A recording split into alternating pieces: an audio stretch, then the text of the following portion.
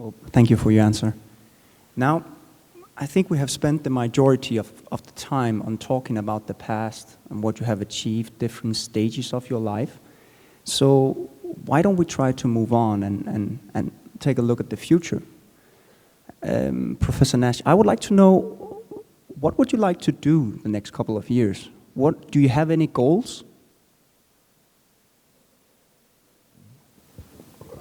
I have research projects I'm working on right now, and I hope to continue with that. And I just discovered, well, I just was reminded of something that I worked on some years back relating to cosmology and general relativity. It's just a small possibility that might have some valuable connections, especially now that the cosmologists are looking for a dark matter or a dark energy. So it might be, say, I have a generalized equation for space-time where you definitely do not need a cosmological constant.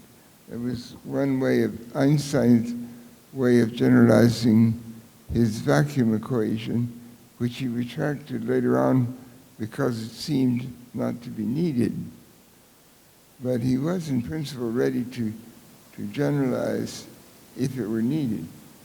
But I, through various reasons, directions, I arrived at something which looked interesting. It was a fourth order partial differential equation system. It's like the equations of general relativity, except fourth order instead of second order. And there were some nice mathematical properties, connections. Any space-time that satisfied general relativity with a cosmological constant would satisfy the generalized equations, but there would be more things possible. Now, I don't know whether or not a space-time would be suitable for the accelerating expansion effect, the observations that suggest the universe has an accelerating rate of expansion. But it might be. I want to check that out. Wow, so you mean the universe is described by fourth-degree partial differential equations? Then in that case, it is really much more complicated than it really seems. So I was just wondering, since I recall in the 50s, you went to visit Professor Albert Einstein to talk about some of your ideas in general relativity. So is your current research sort of related to those ideas that you mentioned? In fact, there is a connection. It's about 60 years ago. At that time, I was thinking about the non-expanding universe, and the idea that the universe might not be expanding, but that the redshift would be introduced by another phenomenon, by a sort of the photons losing energy as they pass through space. That doesn't seem to be supported by observations directly. But some of this work came from that. But it led to different things. This later equation that I have does not represent that the light, that the photons would lose energy. Doesn't represent that. But we do see something very interesting suddenly from Italy. The observation neutrinos may traveling as if traveling faster than the speed of light. Now, in only recent years, the physics theories have developed theories of neutrinos having mass. They found it convenient to have the different types of neutrinos would have mass, because according to their theories that they were familiar with, they liked that the neutrinos needed to have mass for one of them to transform into another. I don't understand and appreciate this as a theoretical concept, but I observed that was what became popular. But this would suggest that the neutrinos would travel slower than the speed of light, and light would travel at the speed of light. So what is observed about neutrinos going faster than the speed of light is the opposite of this. So maybe they're not massive, or maybe you can't be. The massive neutrino theory does not have a mass for neutrinos. They have ideas for the relation of one mass to another, but they cannot suggest a specific mass. It seems that Professor Nash is really a polymath. Like, you have such a diversity of interests, both in game theory and stretching to mathematical physics. Well, I guess that's what genii are all about. So, do we have time for some more questions from the floor? Professor Nash, I understand that you now have an interest in general relativity and space-time and cosmology. And can you please describe to us how your early researches during the 1950s in Riemann geometry or manifold embedding help in your current research in these areas of cosmology? I didn't get part of that. I have an important research project in game theory that I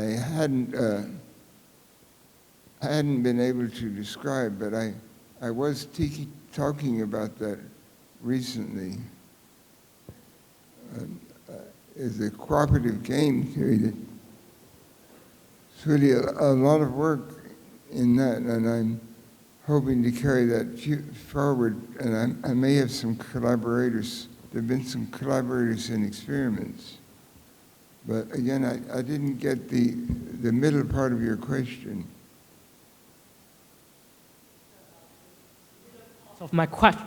The middle part of my question is that how your early researches in the 1950s in the areas of Riemann geometry help in your current research and your current interest in cosmology and relativity in general.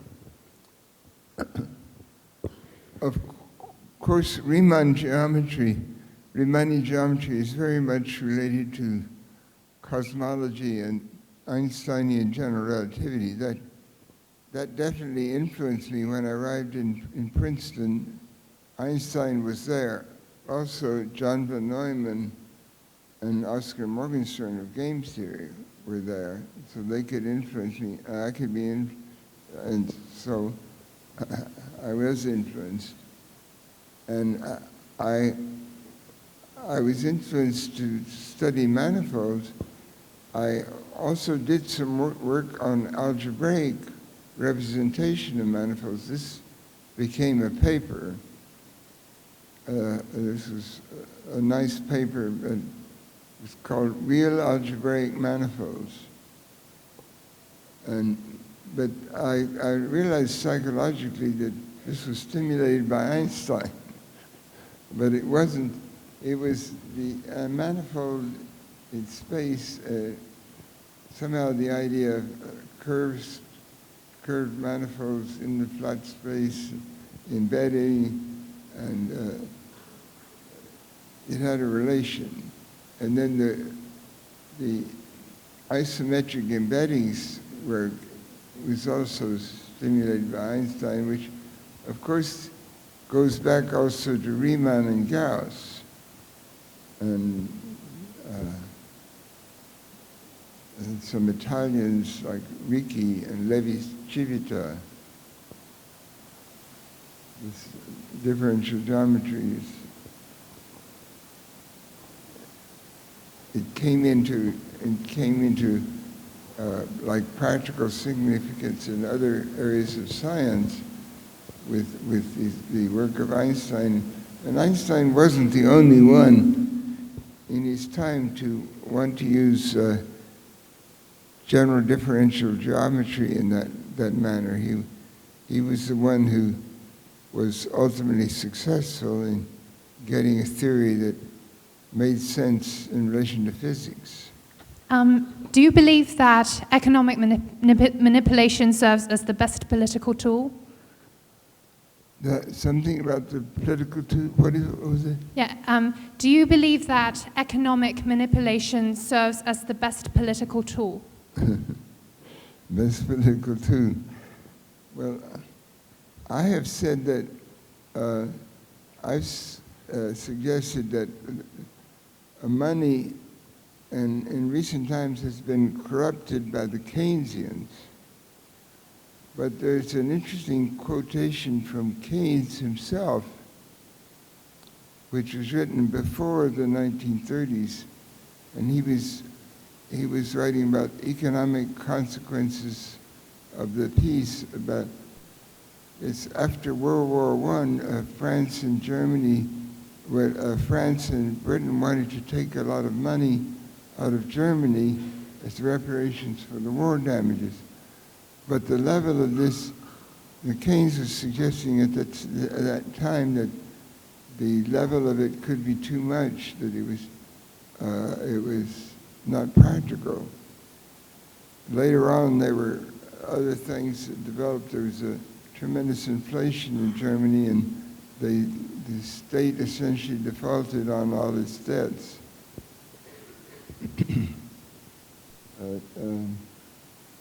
But Keynes said, Keynes himself said, in connection with a book at that time, that to corrupt the currency, that he said that Lenin was right, Vladimir Lenin, that to corrupt the currency of a country would be the surest way to corrupt the culture and state and everything. That process would bring down what had been developed, bring down the order of the society. In a way, this seems opposite to what the Keynesians, he said that the way to bring it down would be unlimited inflation, that there's a great amount of inflation would bring down the structure of society. And now this has occurred in certain places. You have the great unlimited inflation, like in Germany in 1923, in Argentina more recently, in Zimbabwe, Africa, more recently than in Argentina. And we don't know where it might happen, but something might happen in Greece, or it could happen in the Eurozone, where the euro, instead of being a solid currency, becomes a very weak currency. It might become more like the Italian lira was since the time of World War II. And now, by coincidence, an Italian is the chief man in the Euro Council. They succeeded Trichet with an Italian. So maybe the money will become like a lira.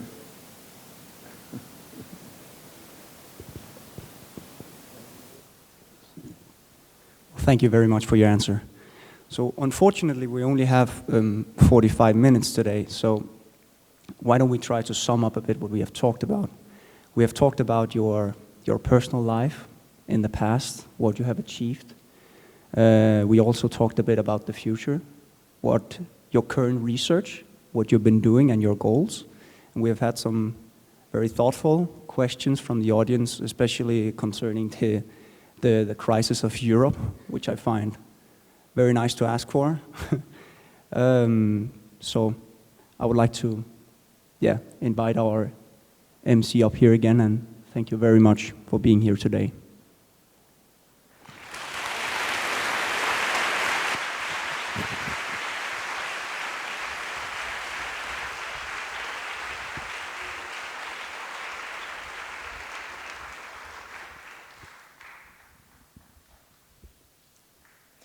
Thank you very much. May I now take this opportunity to firstly thank Professor Nash and Mrs. Nash for taking the time to be with us today and for gracing the event with your answers and insights in today's dialogue. I would also like to thank Professor Tong for being with us today, as well as the Polytechnic University and all the organizers and the facilitators of the Open Dialogue. Thanks must be also given to the Hong Kong Federation of Youth Groups for helping to organize this event and making it possible. Finally, I would also like to thank Diocesan Girls' School and their headmistress, Mrs. Lau, for allowing us to use the auditorium for today's event.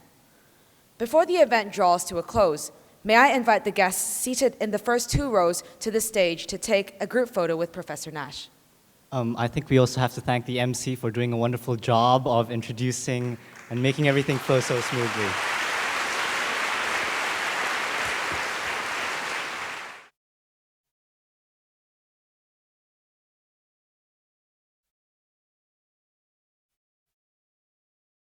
This is the end of today's dialogue. Thank you very much for attending, and I wish you all a pleasant day. Thank you.